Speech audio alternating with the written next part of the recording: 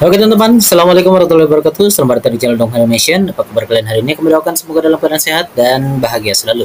Masih bersama admin nomor 90-an yang masih gemar menonton anime. Pada video kali ini ya kita coba apa ya, jadi video-video seru tapi belum dapat sih. Kita coba review saja. Dr. Heaven preview episode ke-37 dan ke-38. Hari Minggu kemarin kita telah melihat Dr. Heaven episode ke-36 ya, dimana disitu pertandingannya cukup epic ya, pertarungan cukup bagus meskipun efek pertarungannya memang masih di bawah level episode spesial ya, tapi ya tidak apa-apalah. Yang penting ini sudah jauh lebih baik daripada episode-episode awal di Akademi Jianan, karena di situ banyak sekali apa ya, efek spesial yang ditingkatkan juga.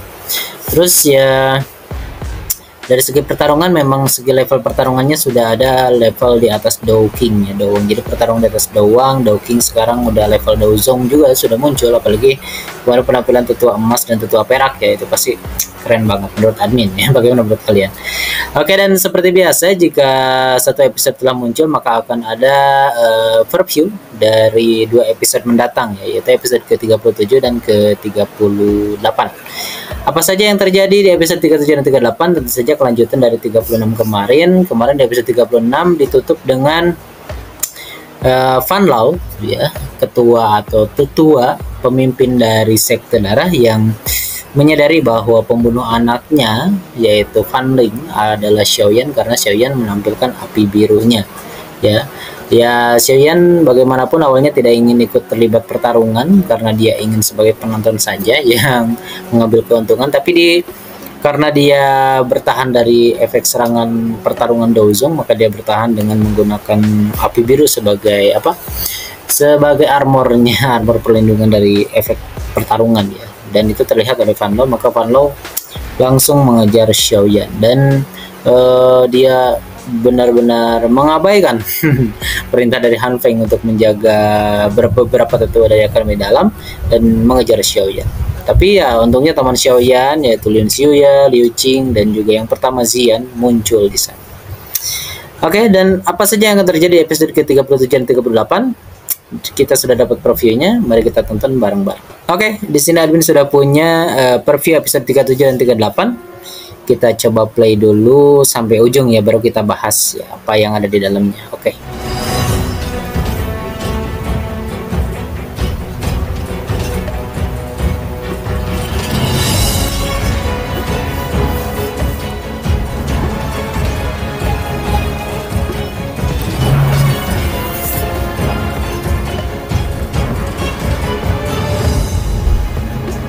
Oke, 37.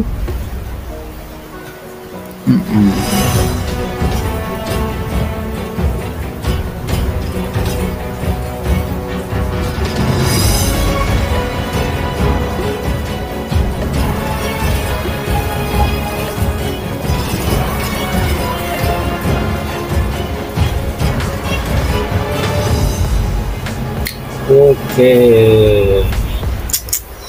cukup seru. Dimana di preview ini kita dapat banyak sekali clue-nya untuk mempermudah kecepatannya kita perlambat ya, jadi 0,5. Oke, mari kita mulai lihat apa saja yang terjadi di episode ke-37 dulu. Oke, pertama di episode ke-37 masih pertarungan antara Sucian dengan tetua emas perak. Oh, di sini juga ada efek retakan ruang dimensi ya. Ini ciri khas pertarungan antar Douzong. Sebelumnya kita lihat di pertarungan antara Xiaoyan dan Yunsan, pertarungan antara Yao Chen dengan Mugu, dan sekarang pertarungan antara Sucian dengan Douzong palsu yaitu tetua emas dan perak. Masih akan berlanjut di episode 37 tentunya. Lanjut. Oke, ini pertarungan antara Van Lau melawan Zian ya. Ada yang unik memang di pertarungan ini karena Zian sampai sekarang tidak mempunyai teknik atau skill bertarung apapun kecuali pertarungan fisik ya. Makanya dia Kalau di novelnya dia diajak oleh Van Lau sebagai seorang doang yang tidak punya skill pertarungan selain mengandalkan kekuatan fisik. Tapi kekuatan fisik Xian memang di atas rata-rata dan dia bisa bahkan bertarung, bisa menahan serangan dari Van Lau ya. Ini yang memang membuat Van Lau sedikit terkejut ya. Dan Xian tidak sendiri, kemarin dibantu oleh Lin Xiu dan Liu Qing. Tapi sepertinya Lin Xiu dan Liu Qing cuma bisa menahan satu serangan dari Van Lau sebelum keduanya tumbang ya. Tapi ya memang tujuan mereka cuma menahan Van Lau untuk membantu Xiaoyan mempersiapkan waktu, mengulur waktu untuk mengeluarkan teknik andalannya. Lanjut. Oke, dan ini adalah konfrontasi pertama Xiaoyan dengan bukan pertama sih, karena di sini dilihat bahwa Van Lau sudah babak belur ya. Oke.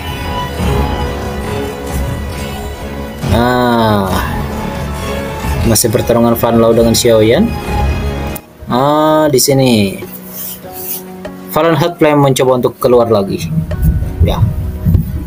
Dia mengintip dari dalam menara pembakaran. Dia melihat banyaknya api surgawi. Mungkin ini efek ledakan dari api surgawi Xiaoyan kalau tidak salah. Bukan. Ini dari Van Lau ya. Seperti biasa, teknik andalan Xiaoyan yaitu splitting tsunami. Dan retaknya segel dari Fahrenheit Flame yang membuat Sucian kembali khawatir ya. Zaman dia harus bertarung dengan Dozong, ternyata Fahrenheit Flame juga ingin ikut bertarung. Oke, itu episode ke-37 ya.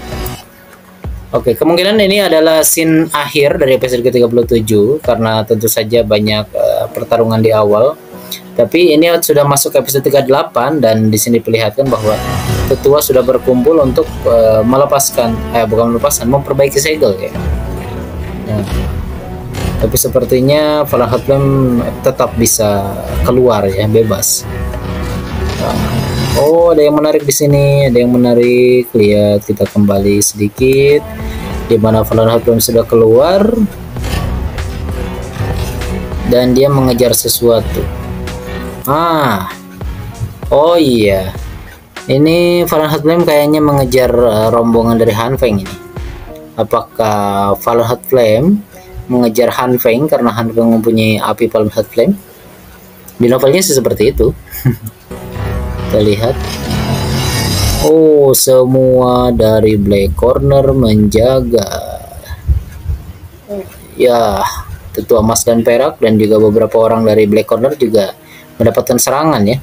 Sepertinya ini untuk melindungi Han Feng sih. Dan tidak ada yang bisa mengimbangi. Oke. Han Feng pun mengeluarkan tombaknya. Lebih tepatnya ini disebut sebagai Trisula ya.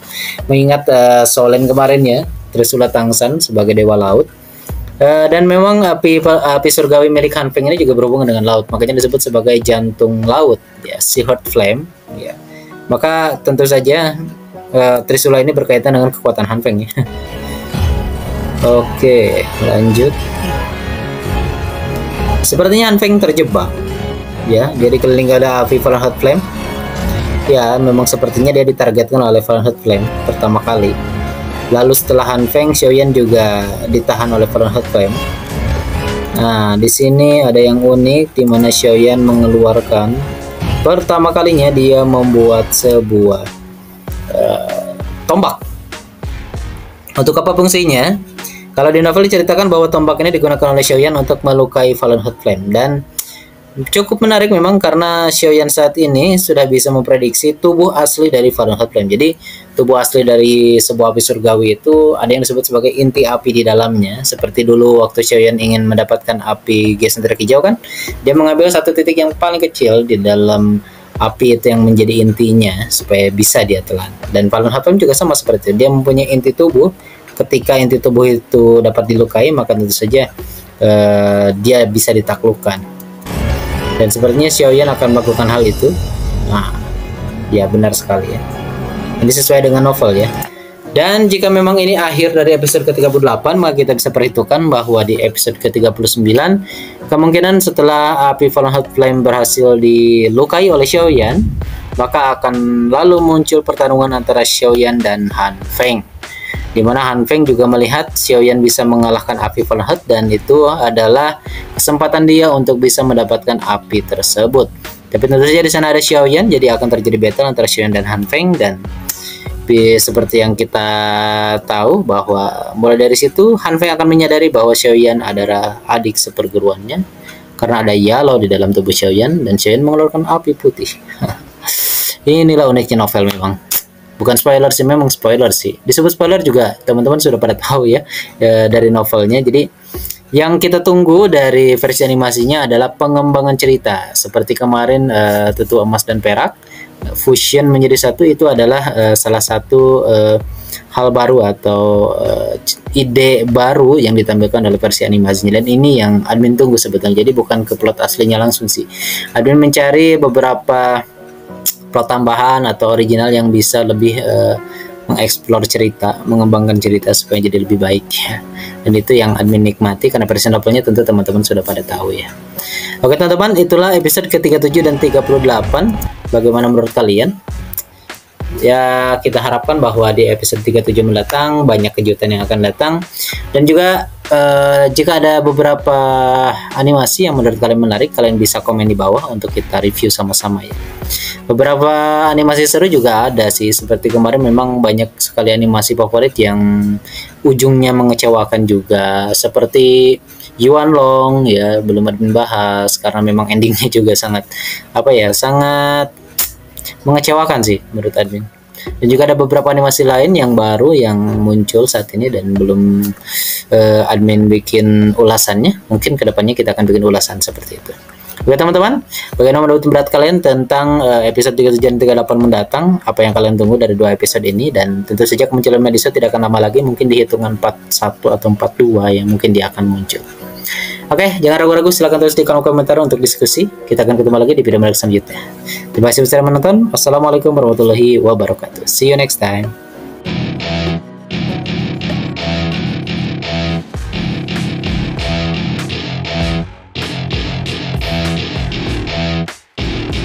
Welcome to my party, we're just getting started. A life is a dream or a nightmare scarring. Hand me a drink cause I think I'm going all in. Get me